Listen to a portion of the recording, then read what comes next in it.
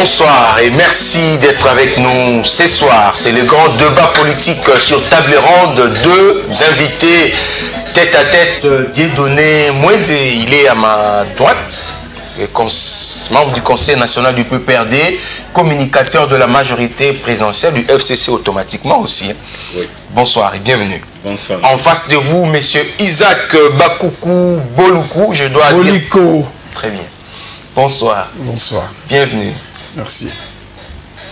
Secrétaire national, porte-parole, conseiller politique, PDC, G7, ensemble, c'est quand même beaucoup aussi.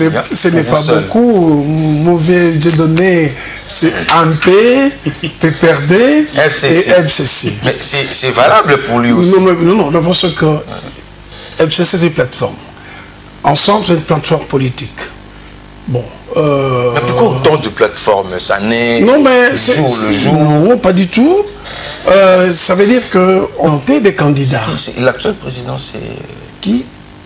Il y a Pierre Lombi, qui est l'autorité morale, c'est Moïse Katumbi. Voilà. Ensemble, je sais. Oui. C'est un peu de trop. Là. Non, c'est pas des trop. Les cumuls, ça existe. Ok. Voilà. Alors, ce soir, nous allons revenir sur plusieurs questions d'actualité. Vous le savez, peut-être, si on aura le temps, on en parlera. Cette agence qui a peut-être jeté de l'huile au feu avec ces sondages décriés par la majorité qui parlent d'une tentative de vouloir influencer le choix des Congolais lors des élections du 23 décembre. On peut dire au revoir à Monseigneur Mosengo. Désormais, c'est un autre qui est là, Fridolin, qui est maintenant archevêque de Kinshasa. L'actualité, surtout pour les élections, la CENI venait de réceptionner la logistique pour les déploiements des kits électoraux, les camions, des centaines d'hélicoptères et quelques avions également. Et la CENI a également annoncé son président dans 53 jours, ça sera l'arrivée des urnes pour les élections du 23 décembre. Comme pour dire, honorable Mwendier, il y aura bel et bien élection au 23 décembre, mais la question de la machine à voter se pose toujours. Monsieur John, je crois que vous enfoncez une porte grandement ouverte. Je ne sais pas ce que vous voulez. Bon, bien sûr, on va encore l'enfoncer. On va vous aider à l'enfoncer davantage. Peut-être que vous pensez qu'elle n'est pas convenablement ouverte, cette porte-là. L'élection le 23 décembre de cette année, c'est un processus irréversible. Et toutes les autorités en ont parlé. Nous sommes dans la logique de tenir ces élections telles que promis par le pouvoir organisateur qu'est la CENI. Le 23 décembre, nous devons voir les élections. Il n'y a plus de raison de penser à un seul instant que les élections ne peuvent pas s'organiser cette année dans ce pays. Et les signaux sont clairs. Je crois que vous le suivez tous les jours. Vous savez qu'ils étaient dans la rue le vendredi passé. Ils ont déposé un mémorandum chez Nanga pour dire non à cette machine. Oui, mais la question de la machine, je crois que nous disons tous les jours. Lorsque vous dites non à la machine, quelle est l'alternative? C'est ça la question. Quelle est l'alternative? C'est bien beau, j'entends toujours les gens dire il faut les bulletins à papier. Mais les bulletins à papier, ce ne sont pas les papiers, des rames de papier qu'on trouve sur du commerce. Ce sont des papiers qu'il faut imprimer. Ce sont des commandes qu'il faut passer. Et il y a un temps pour l'impression, il y a un temps pour la livraison. Et il faut avoir des moyens de voter. Non, je crois, je termine par là. Le vote se fera manuellement et assisté par une machine qui va servir simplement d'imprimante, que l'on va appeler machine à voter. Et le choix est là, qui sera fait par l'électeur sur base de l'écran tactile. Vous choisissez vos trois candidats à tous les trois niveaux. Il s'agit d'un scrutin, des trois scrutins combinés. Et après, la machine vous imprime vos trois choix. Vous pliez le papier, puisqu'en principe, on dit que ça ne sera pas par papier, ça sera par papier. Et vous plongez dans l'urne. Le dépouillement s'est fait dans l'urne et on a le résultat à la fin. D'ailleurs, il y a un spot de la CENI qui donne d'ailleurs tous ces détails pour démontrer qu'il ne s'agit pas d'un vote électronique. Vous étiez dans la rue le vendredi passé pour contester la machine à voter, mais la CENI fait sourde oreille parce qu'elle a reçu la logistique importante. Son président annonce déjà l'arrivée à Kinshasa d'un lot important dans 53 jours des urnes. d'autres machines sont arrivées, 36 conteneurs. Est-ce que ça vous fait peur ou bien vous avez l'impression de vouloir rejoindre ceux qui ont dit, un peu avant vous, que les élections avec ou sans la machine à voter? Merci pour la question. Mais avant de commencer, je voudrais quand même rendre hommage à un homme qui a fait la fierté de la RDC en devenant le tout premier prix Nobel de la paix. Donc, vous connaissez bien le parlez du docteur Mukwege. Le docteur Mukwege. Alors, pour votre question, je me pose la question. Est-ce que la loi, on doit l'utiliser quand ça vous arrange? La loi, elle est générale. J'ai toujours réitéré, dans une république digne, démocratique des Sénaux, on la gère que par la Constitution, le loi de la République, le décret, les arrêtés, les édits que voulez-vous dire et par le là? règlement. Ce que je voudrais dire, c'est que lorsqu'on est dans une République démocratique du Congo, démocratique, ça veut dire que nous ne pouvons pas, Chine n'est pas mentionné dans la loi électorale. Un combat dépassé, il dit de PES, on ne parle plus aujourd'hui. Vous le savez autant que moi. Non, Félix n'était pas avec vous le vendredi. S'il vous plaît, dans ce combat-là. S'il vous plaît, vous avez la parole. S'il vous plaît, je reste dans le principe de la gestion de la res publica. Je suis étonné que nos amis de la majorité présidentielle, le FCC, ils sont... Il faut ajouter l'IDPS aussi. Non. Je parle de l'FCC MP. Ils ont la majorité numérique au sein de l'Assemblée nationale et au Sénat. Qu'est-ce qui leur avait empêché d'introduire la machine à voter dans la loi? C'est la CENI, c'est pas le... Il n'est pas une république par des émotions. Ce qui nous régit... Attendez, je vais terminer. C'est la loi et la Constitution. Et nous avons démontré que nous contestons parce qu'elle n'est pas dans la loi. Et non, je vais terminer. Et deuxième chose, il parle du processus, nous dit, c'était l'imprimante. Mais s'il vous plaît, dans le calendrier électoral, il est prévu une période pendant laquelle on reprend l'impression. Mais la campagne, c'est dans quelques jours. C'est devenu une habitude. Non, ce n'est pas un discours. Parce que l'opinion publique, tant nationale qu'internationale, doit comprendre cela. Parce qu'il y a un calendrier qui prévoit ça. Quand on dit l'imprimante, les papiers, l'imprimante, quand vous le transportez, mais le papier que vous allez introduire dans l'imprimante, vous allez faire quoi? Vous n'allez pas le transporter et vous n'allez pas non plus vous n'avez pas trouvé ça coûte cher. Et la machine à voter, ça nous a coûté plus par le mensonge que la machine coûte. Je vais terminer. La machine coûte $400. On nous a fait croire que c'est $1,500. Il a terminé. $1,500. Est-ce que cette question de la machine va-t-elle pas vous rattraper jusque même au jour du vote? Parce que déjà la campagne c'est dans quelques semaines. Mais l'opposition insiste et persiste.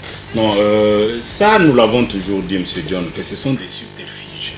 C'est ce fichier électoral aujourd'hui. Rappelez-vous qu'hier, il y avait d'autres choses aussi, notamment la loi électorale elle-même. Il y en avait beaucoup. Les gens parlaient du serveur, les gens parlaient de ceci. Bon, il y a beaucoup de choses. Mais comment vous expliquez l'attitude de l'IDPS aussi? S'il vous plaît, une république que nous voulons démocratique. Voilà. Nous voulons qu'elle soit gérée sur base des lois et des textes légaux tels que vous les avez énumérés. Mais nous disons aussi qu'il ne faut pas que l'on fasse une lecture sélective de ces lois qui contribuent à la gestion de notre pays. Pourquoi je parle de la lecture sélective? Lorsque vous dites que la machine à voter n'est pas dans la loi, la machine à voter, nous l'avons dit et nous le répétons. Je ne suis pas porte-parole de la CENI, mais je suis acteur important comme vous de l'espace politique congolais. Donc j'ai la possibilité de donner un point de vue qui peut soit se marier avec celui de la CENI ou être contraire à celui de la CENI. Et moi j'ai dit ceci, chez nous à la majorité, au FCC, nous disons qu'il s'agit d'un outil électoral comme tout autre outil électoral qu'on ne peut pas nécessairement reprendre dans la loi électorale. Vous n'y trouverez pas des groupes électrogènes. Rappelez-vous, en 2006, comme en 2011, nous avons eu des groupes électrogènes. Est-ce que vous les avez eus dans la loi électorale? Même les stylos ici, nous avons utilisé des stylos. Puisque rappelez-vous qu'en 2011, vous disiez d'autres, je ne dis pas peut-être vous, puisque nombreux de vous étaient encore avec nous à la majorité, mais d'autres disaient, non, n'utilisez pas le stylo de la CENI, puisque lorsque vous avez coché 5, le stylo coche 10 à la place. Mais ce qui n'était pas vrai, il s'agit de la Saint-Sylvestre. Cet accord dit clairement au point 4.4 qu'il est enjoint à la CENI d'explorer les voies et moyens pour rationaliser notre processus et le rendre le moins coûteux. Mais c'est dans cette idée-là, je vais terminer, c'est dans cette idée-là que la CENI a imaginé une machine pour pouvoir permettre à ce que le processus soit le moins coûteux possible. Et lorsque vous dites les papiers, c'est clair. Vous n'aurez pas, je vais revenir sur l'UDPS. Quand vous dites papiers, ne comparez pas les papiers de cette élection ou de ces élections avec les papiers de 2006 et de 2011. Vous avez vu à cette élection, pratiquement dans une ville importante comme la ville de Kinshasa, le bulletin de vote c'était tout un bouquin, un document. Et l'électeur avait même difficile à retrouver son candidat. Mais ici, on aura un seul papier. Vous n'allez pas comparer ça à un tas de papiers, puisque chaque électeur avait le même tas de papiers. Cette fois ici, si nous sommes 30 millions d'électeurs, nous aurons 30 millions de bulletins simplement. Et quand vous introduisez votre bulletin dans la machine, vous avez un seul bulletin que vous pliez aisément. Au contraire, nous avions des problèmes même pour plier ce bouquin de 2011 ou de 2006 et vous introduisez dans votre machine. La position de l'UDPS, c'est une position raisonnable. Je crois que ils sont revenus au bon sentiment. D'abord, comme tout Congolais, ça m'arrange. Je ne parle pas cette fois-là comme... On parle de 3 millions que vous aurez donné à Félix sur... Ou c'est revirement. Oh là là. C'est que ça s'est dit. On parle de quoi? De l'argent? Revirement. 3 millions de dollars que vous aurez à qui? À Félix. Ou c'est revirement? 3 millions. Oui. En tout cas, moi, je n'en connais rien. Si quelqu'un a des preuves, il peut les amener. Voilà. Mais moi, je n'en connais rien. C'est quand même spectaculaire. C'est inattendu. Non, c'est-à-dire qu'à tout moment, ils ont justifié. Je crois que vous avez suivi le secrétaire général avec les secrétaires nationaux. Ils ont justifié. Ils ont dit qu'ils rentrent au bon sentiment.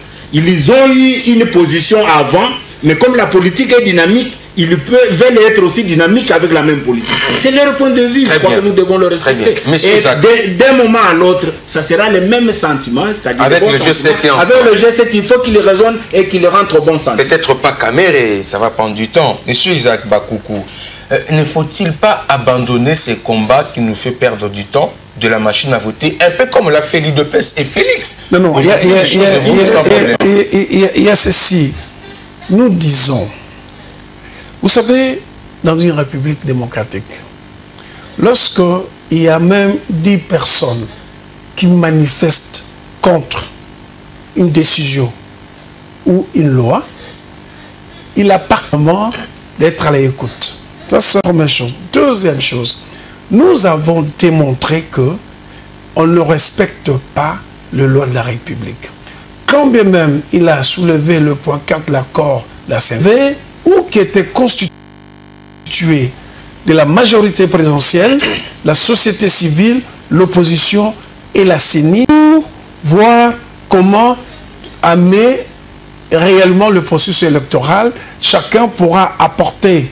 Ils ont pris cette décision unilatérale en violant la loi. Troisième chose, il dit que nos amis de l'opposition ne sont pas prêts. Mais je suis désolé.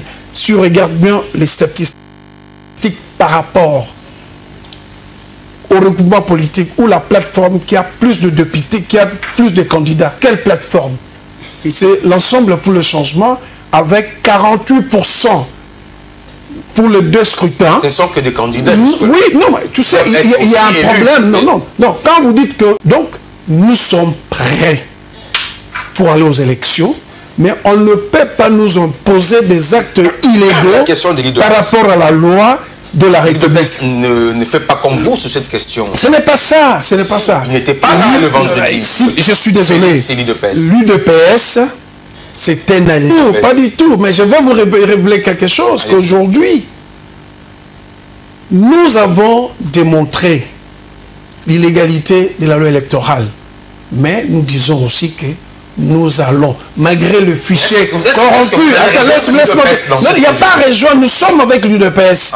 Nous sommes avec l'UDPS. Gesticulation qui nous a montré qu'il a tout. Nous attendons le 23 décembre pour aller aux élections. Là, je vous confirme. Que le G7 ira avec ou sans la machine. Je vous ai dit, nous avons dénoncé. Ce n'est pas pour autant que nous allons participer aux élections pour que nous mettions un terme à cette crise de légitimité où les gens gèrent le pays sans mandat. L'honorable, vous étiez un prophète alors. Vous voyez que j'ai prophétisé presque. Vous n'avez pas prophétisé. Vous n'avez pas prophétisé. Vous ne pouvez pas vous imaginer ma satisfaction. Pas du tout. Ah bon.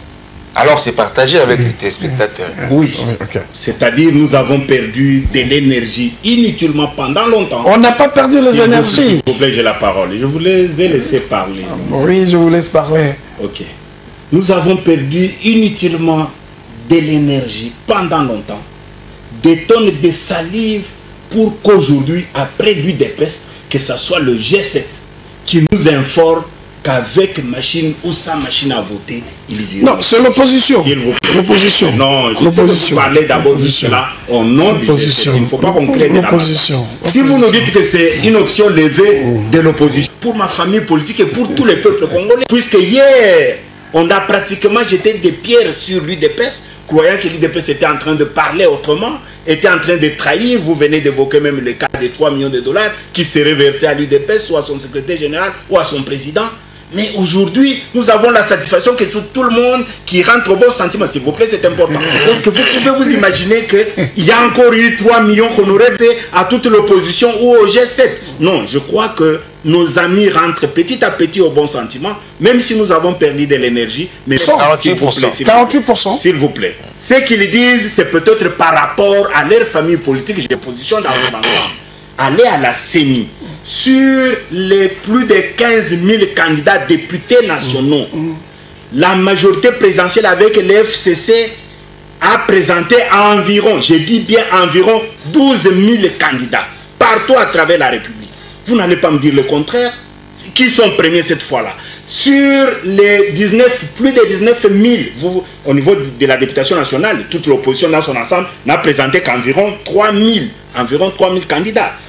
Sur l'effectif des candidats députés provinciaux, allez à la CENI vérifier les chiffres. Sur plus de 19 000 candidats députés provinciaux, la majorité présidentielle et le FCC, c'est une information, nous avons déposé plus de 15 000 candidats députés nationaux, s'il vous plaît, à travers toute l'étendue de la République. Donc, qui sont premiers à ce moment-là? Non, non, je crois qu'il faut dire... Mais ce sont que des candidats jusque-là, oui, ils doivent être élus. Puisque lui a parlé des candidats. S'il vous plaît, je termine.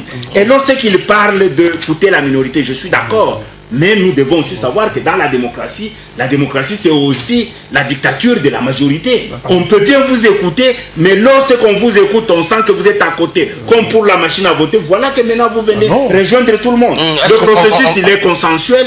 La CENI a à son sein toutes les composantes. L'opposition est dedans, la majorité est dedans et la société civile est dedans. Nous n'allons pas nous retrouver tous les jours pour travailler à la place de la CENI. La CENI travaille avec nos délégués que nous avons envoyés à cette institution. Vous avez voulu prendre la parole? Oui, effectivement. Pour réagir. Hein? Non, parce que moi je parlais de l'ensemble. De l'opposition. L'ensemble pour le changement. Moi je parlais l'ensemble pour le changement. Mais c'est déjà je n'ai pas parlé d'ensemble. Non, non, voilà. Je parlais de l'ensemble pour le changement dont Moïse Katumbi est le président. Voilà. Non, je parlais en termes de nombre de candidats pour l'ensemble pour le changement dont Moïse Katumbi est le président. Le pourcentage là. Je parlais de l'ensemble, donc avec les 4 regroupements politiques. Mais toute l'opposition, c'est... Non, je parlais de l'ensemble pour le changement en termes de candidats. Deuxième chose, vous avez... Nous n'avons jamais renoncé pour dénoncer cette loi. Parce que vous avez mis des bâtons dans les roues. Vous avez nommé, parce que en démocratie, il y a aussi le voie des recours. Vous avez nommé les magistrats au niveau de la Cour de cassation. Ils n'ont pas prêté serment, donc il n'y a pas moyen d'aller en recours. Vous avez nommé le magistrat, au niveau du Conseil d'État, d'avoir une juridiction administrative pour que nous puissions aller en recours contre... Ça. Non, ça existe. Il y a un président qui est le professeur Wunderwe et il y a un procureur général près de le Conseil d'État. Et les restes des conseillers, ils sont nommés, mais ils n'ont pas prêté serment. Ça veut dire quoi? Des actes posés par la CENI, nous n'avons pas de voie officielle de recours parce que le Conseil d'État n'est pas compétent pour trancher parce que ses composantes n'ont pas prêté serment. Vous voyez maintenant Mais qu'est-ce qui s'est passé quand la CENI est allée saisir la Cour sur une question, je crois, par exemple, des contentieux électoraux et quand ça... Mais... Non, non. Ça c'est au niveau de la Cour constitutionnelle. Les actes administratifs posés par la CENI, la juridiction compétente, c'est le Conseil d'État. Et le Conseil d'État, on a nommé le président et le procureur, mais le reste des conseillers n'ont pas prêté serment. Donc, ils ne peuvent pas. Regardez maintenant pour la Cour de cassation, procès Moïse Katumbi. C'est la Cour suprême qui s'est réunie pour trancher, alors que la Cour suprême... Et ça, c'est le processus électoral. Non, parce que les actes posés par la CENI peuvent être attaqués qu'au niveau du Conseil d'État. Ils nous ont fait, donc ils ne le font pas pour nous empêcher, comme ce n'est pas constitué, donc on ne peut pas introduire des recours. La Cour de cassation, c'est la même chose. Ce n'est pas parce que nous avons dit, avec ou sans la machine, c'est par rapport à votre tricherie, vous avez tellement organisé les choses pour nous empêcher d'introduire même les recours, de voie de recours qui est repris par la Constitution. Fait bien avant voilà. Alors, je vais vous dire une chose, c'est que ce qui nous intéresse aujourd'hui, c'est ce que vous voulez. Et nous avons dit, c'est illégal, mais nous irons. Nous avons pris des précautions et des dispositions. Nous irons avec ou sans la machine à voter. Ce qui vous reste, c'est que M. Nanga nous amène aux élections. Point à la ligne. Soyez pas satisfaits parce qu'il y a toujours anguille sur roche. Parce que nous ne sommes pas exprimés en utilisant nos voies de recours. Et une loi qui est violée, on nous impose parce qu'on a la puissance publique. Est-ce que vous n'êtes pas en train de souffrir de votre turpitude quand non, c'est pas ça. Je rappelle toujours que nous sommes dans une république démocratique. Et les lois de la République doivent être respectées. Point barre. Très bien, très bien. Mais je veux qu'on évolue parce que au lendemain de la réception des camions militaires et des hélicoptères que le ministre de la Défense a remis à Nanga, on a vu des militaires en tenue porter des comment on appelle, chasubles, les chasubles de la CENI. Tout de suite, on a crié à la militarisation du processus électoral. Est-ce que vous ne craignez pas que l'on puisse contester ces élections parce qu'il y a la présence militaire qui doit être apolitique et rester en dehors de jeux politiques? S'il vous plaît, je crois que, bon, là encore des alibis, mais avant de revenir à votre question, je voudrais dire quelque chose par rapport à ce que vous venez d'entendre. Je rassure mon co-débatteur que la loi électorale n'est pas illégale, puisque j'ai entendu ça. Je crois que les téléspectateurs vont Il est illégal, je dis. La loi électorale n'est pas illégale. Ouais. Donc la loi électorale elle reste loi et il faut l'appliquer. Alors je ne fais pas le débat par rapport au procès Katumbi. Je sais que c'est son chef politique. Bon, il peut faire ce débat, mais je crois que la question que vous posez, c'est par rapport au processus. Le procès Katumbi n'a pas à faire avec le processus électoral.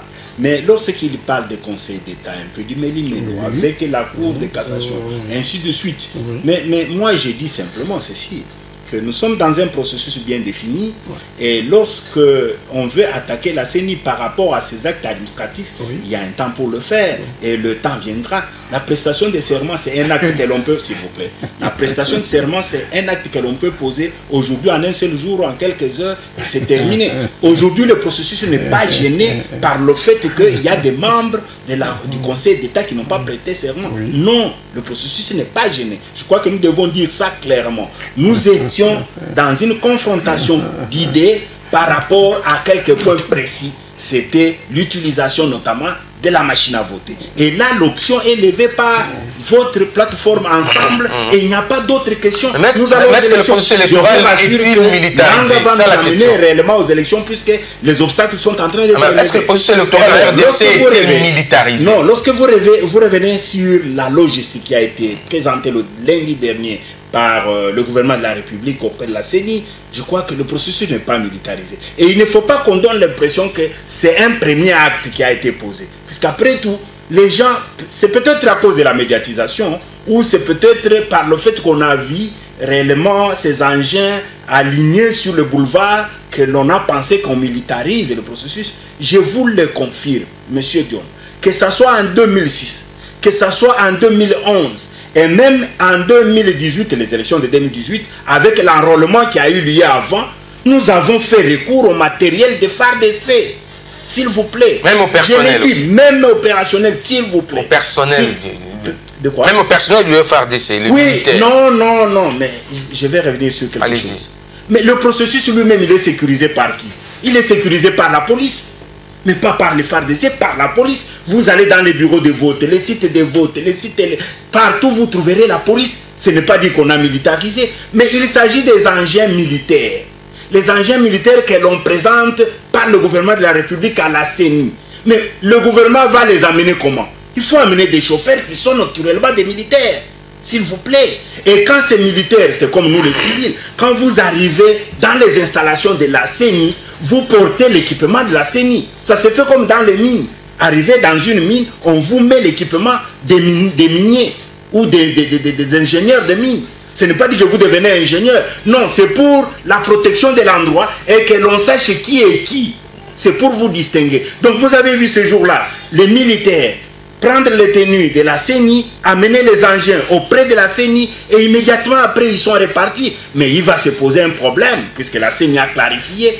Les camions, vous avez vu les camions, les pick-up, ainsi que les motocycles seront conduits par les membres de la CENI qui sont des membres des civils.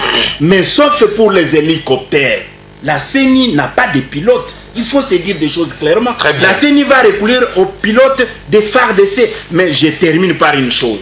Pourquoi vous dites processus militarisé? Pourquoi les gens pensent que le jour du bureau de vote, on va trouver les militaires? Non, ici, il s'agit d'une étape de déploiement de matériel. Et cette étape s'arrête avant le jour de l'élection. Très bien. Est-ce que vous êtes convaincu par l'argument évoqué? S'il est de bonne foi, il sera par le que il faut que ce processus ne pas militarisé. J'aimerais d'abord savoir quelle est la couleur utilisée par la CENI. C'est quelle couleur? C'est la couleur bleue. Il y a le bleu, blanc. Vous voyez les Nations Unies? Les avions dont disposent, les véhicules dont disposent les Nations Unies. Ce ne sont pas les avions et le véhicule qui lui appartient. Hein. Ce sont des avions parfois en leasing. Et une fois que les Nations Unies louent ces avions, on met la couleur des Nations Unies. Le noir et le blanc. Le noir et le blanc. Je pense, le bon sens, pour ne pas... Vous savez, dans la cité, on a interprété la militarisation, dissuasion, alors que pendant tout ce temps, ces véhicules sont restés là plus de 2 ans.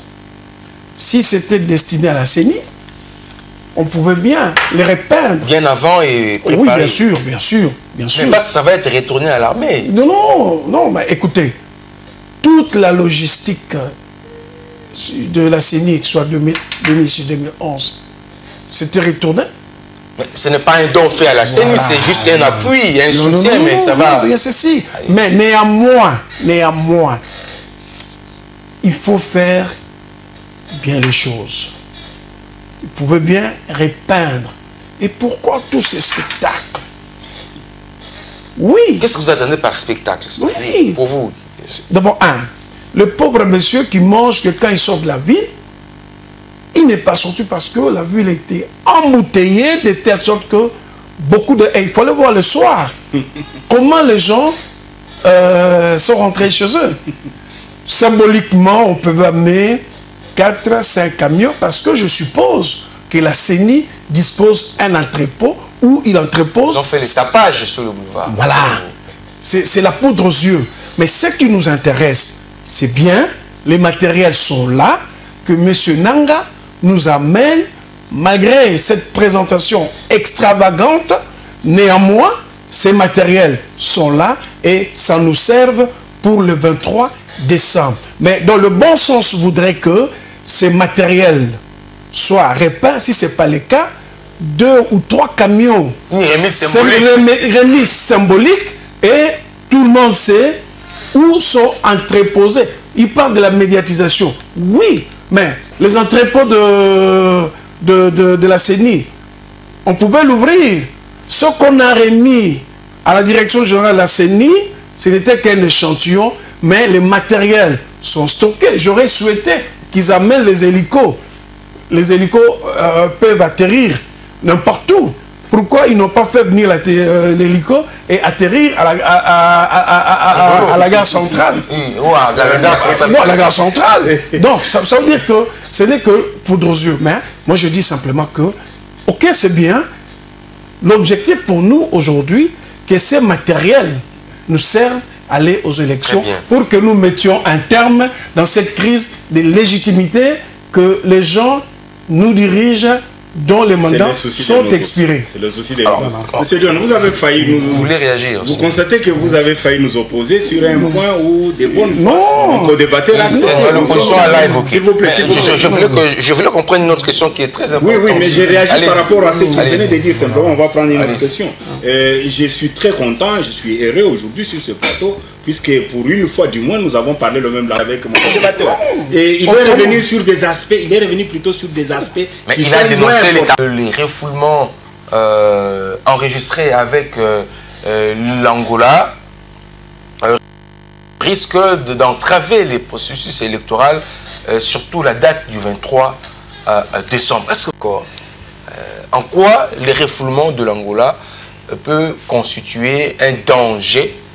Mais ce phénomène, ça s'est réveillé, mettre plusieurs dizaines de milliers de ça va déranger le processus électoral? Dans les conditions telles que je vais y arriver. Dans les conditions telles que nous avons vues, ce n'est pas normal, ça nous indispose. Mais en plus de cela, ça peut entraver le bon déroulement du processus. Puisqu'il s'agit de nos frères qui viennent de l'extérieur, mais comme vous le savez, nous n'avons pas enrôlé les Congolais de l'étranger. Donc ça veut dire que ce sont des Congolais bien sûr, mais qui reviennent au pays, mais qui n'ont pas de carte d'électeur.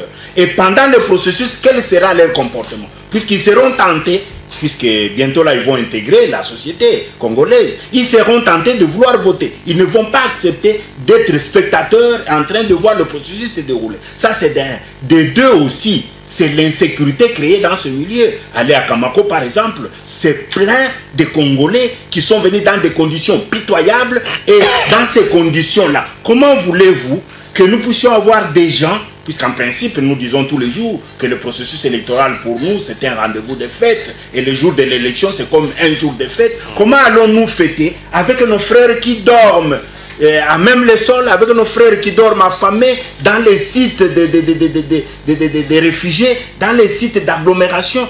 Ça nous met mal à l'aise. Donc il faut avouer réellement que sur ce plan-là, la Senko a raison de pouvoir lever les tons, puisque ces expulsions peuvent toujours mettre à mal notre processus. Vous êtes d'accord? Je pourrais ne pas être d'accord dans la mesure où il se plaint de nos compatriotes qui vivaient en Angola qui ont été expulsés. Mais ici en face, j'ai vu des compatriotes, s'il vous plaît, Congo-Brazzaville, s'il vous plaît, s'il vous plaît, non. Il ne faut pas toujours se plaindre. Vous avez des commissions mixtes. Vous avez des relations avec ces pays. Quand il y a l'expulsion, il faut, dès le départ, le Congo réagit 10 jours après. Je parlais ici en face. Pendant, je crois, 8 mois, le long du stade du 24 novembre, oui, sur Kabamba, en face de la maison communale de Kinshasa. Vous savez, il y avait des femmes, hommes et enfants vivaient le long. Nous connaissons. Non, attendez, oui, vous connaissiez pendant 8 mois. C'est-à-dire que c'était une catastrophe qui nous est arrivée. Alors il fallait prendre des dispositions pour éviter que prochainement, lorsqu'il y aurait une expulsion de nos compatriotes, quelles sont les dispositions qui ont été prises par le gouvernement congolais pour pallier à une situation pareille. Il ne faut pas aujourd'hui dire que nous... Non. Donc, ils n'ont pris aucune disposition. Disposition. Ça, c'est la responsabilité du gouvernement congolais. Deux, je ne vois pas en quoi ça va entraver le processus électoral. Qu'est-ce que dit la loi? C'est lui qui votera, c'est celui qui a la carte d'électeur et qui s'était fait enrôler. Donc, avoir l'envie, ce n'est pas suffisant pour que ces prétendants d'aller voter. Ils sont venus dans une circonstance. Bien sûr, ça peut se poser le problème de sécurité, mais le gouvernement congolais est là pourquoi? C'est pour sécuriser, protéger. Et quelles sont les dispositions prises aujourd'hui par rapport? Vous savez, quand il y a une sonnette d'alarme qui est tirée, c'est maintenant que le gouvernement doit travailler. Parce que nous sommes encore à un mois ou de la campagne électorale. Il faut contenir cette situation. Il ne faut pas se plaindre parce que l'Angola... Mais vous parlez de la souveraineté de l'État. Vous ne pouvez pas empêcher à l'Angola d'être souverain, de constater, s'il vous plaît, de constater qu'il y a des gens qui vivent en Angola et qui ne sont pas conformes aux lois. Il en est de même pour des gens qui vivent ici et qui ne sont pas conformes à la République. Il y a le principe de la réciprocité. Tout cela est consort. Il y a les commissions mixtes entre les deux États. Donc il faut s'interpeller l'un par rapport à l'autre pour savoir pourquoi, qu'est-ce qui s'est passé. Et prochainement, quand vous voulez expulser les Congolais, voilà ce que vous pouvez faire. Prévenez-nous. Très bien. On va terminer. Ce sont les mots de conclusion qu'on va prendre. C'est pratiquement le tout dernier tour du table qu'on fait. C'est le mot de conclusion qu'on prend. Je crois que se plaindre, il ne faut pas prendre ça en termes péjoratifs. Ce n'est pas dire que nous ne sommes pas des enfants. Nous ne sommes pas des enfants. Nous sommes un État. Mais lorsque un autre État ne vous a pas respecté, on se plaint. Même les grandes puissances du monde, comme les États-Unis d'Amérique, comme la France, se plaignent aussi quand ça ne va pas. Je crois que vous suivez l'actualité et à tout moment, ils se sont plaints. Donc, se plaindre, ce n'est pas dire que c'est un signe de faiblesse, non. Et lorsque vous dites prendre des dispositions, mais quand vous êtes surpris, vous ne prenez pas des dispositions, ce que vous dites est vrai vers la fin. Lorsqu'il y a ces gens...